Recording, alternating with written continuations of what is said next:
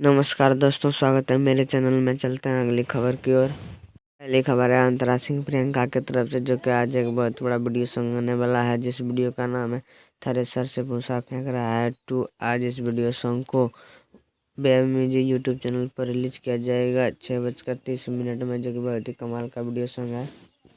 एक बार आप लोग जरूर सुने इस वीडियो सॉन्ग को, बहुत ही कमाल का बवाल है। अगली खबर है अक्षरा सिंह की तरफ से।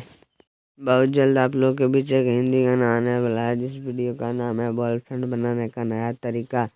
इस वीडियो को 2 अप्रैल को रिलीज किया जाएगा Akshara Singh official YouTube channel पर, जो कि बहुत ही कमाल का वीडियो सॉन्ग है। 2 अप्रैल को रिलीज किया जाएगा। अगली खबर है दबंग सुपरस्टार खेसारी लाल यादव के एक सुपर हिट वीडियो, जिस वीडियो का नाम है मोबाइल कवर। आज इस वीडियो को speed record Bhojpuri YouTube channel पर रिलीज किया जाएगा 7 बजे, जो कि बहुत ही कमाल का वीडियो सॉन्ग है। एक बार आप लोग इस वीडियो को ज़रूर देखें।